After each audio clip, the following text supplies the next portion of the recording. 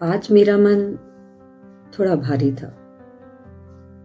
पिछले कुछ दिनों से पता नहीं क्यों मन अशांत, कभी गुस्सा, कभी उदासी, ऐसे कुछ इमोशंस चल रहे थे।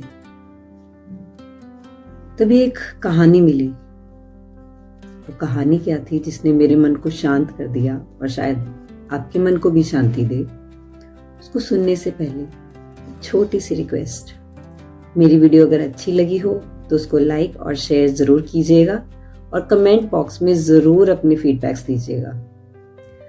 तो हजारों साल पहले हिमालय की गोद में एक छोटा सा आश्रम था। वहां एक वृद्ध ऋषि रहते थे जिन्हें देखकर लगता था कि जैसे समय भी उनके पास रुक जाता हो। एक दिन उनका शिष्य बहुत परेशान था। वो उनके पास गया और बहुत उलझन से भरा हुआ था।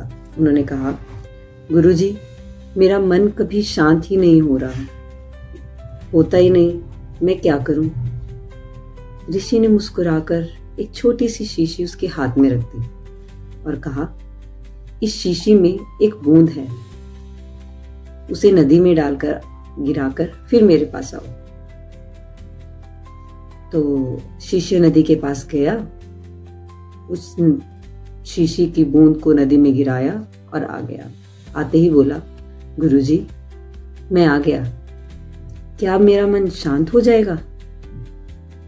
ऋषि ने पूछा, उस बूंद को क्या तुम वापस ला सकते हो? शिष्य ने तुरंत कहा, नहीं। ऋषि बोले, बिल्कुल वैसे ही तुम्हारे दुख, तुम्हारी उलझने, ये सब तुम्हारे मन की बूंदें हैं। ये सब नदी में बहा दो। तुमने इन्हें सालों पहले अपनी जिंदगी की नदी में गिरा दिया था। अब तुम उन्हें अलग नहीं कर सकते, पर नदी ने उन्हें अपने अंदर समा लिया। फिर उन्होंने शांत से इशारा किया, देखो, नदी उन बूंदों को लेकर भी शांत है, क्योंकि नदी जानती है वो जा रहा है। नदी उन बूंदों को लेकर भी शांत बह रही है। जो आ रहा है वो बह जाएगा, और जो बह गया वो जरूरी ही नहीं था।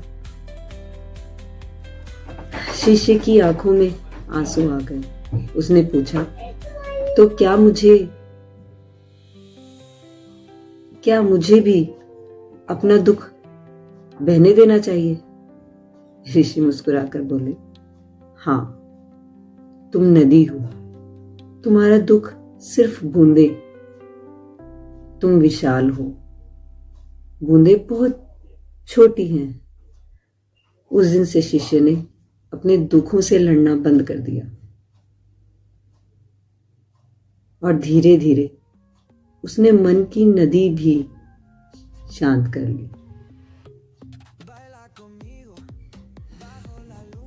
उसका मन भी उस नदी की तरह शांत हो गया और उसने समझ लिया, कोई भी दर्द स्थायी नहीं होता,